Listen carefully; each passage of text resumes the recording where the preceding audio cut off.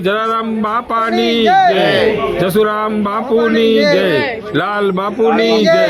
દર વર્ષની જેમ આ વર્ષે પણ પૂજ્ય જલારામ બાપાની 226મી જન્મ જયંતિ નિમિત્તે અમે ચોરડી ગામે એક સેવા કેમ્પનું આયોજન કરેલ છે।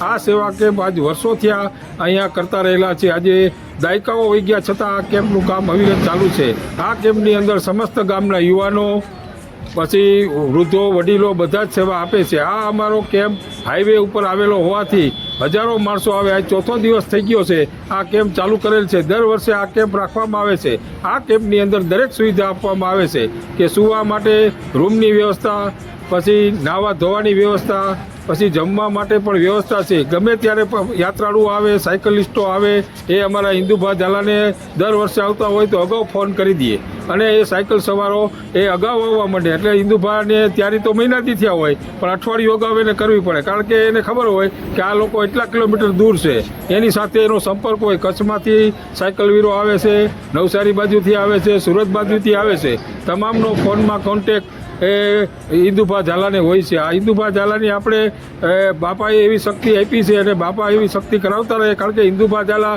એ કાયમી માટે જ્યારે એ લોકો પોતે રિક્ષાનો ધંધો કરે પણ દરવાજે હોય, કોઈ પણ અભ્યાગત આવે, કોઈ પણ પદયાત્રી આવે, દાખલા તરીકે આ કેમ્પ અમારો 7 દી હોય, 6 દી 7 દી હોય, બરાબર, એ પૂરો થઈ જાય પછી આપણે આ ગિરનારની પરિક્રમા હોય તો યાત્રાળુ હાલીને જતા હોય, 7 હોય 10 હોય તો એને ઘેરે લઈ જાય, એને જમાડે। આડે દિવસે કોઈ ગાંડા હોય તો એને વાળ કાપી દેવા, આ તેની સેવા સતત ચાલુ રહેલી છે। આ સેવાને માટે બધાયનો ગામ લોકોનો સહયોગ છે।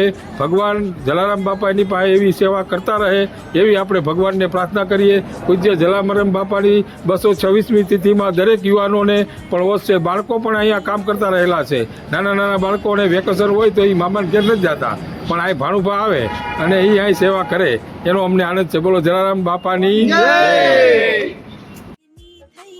भीतर बारी उघड़ी गई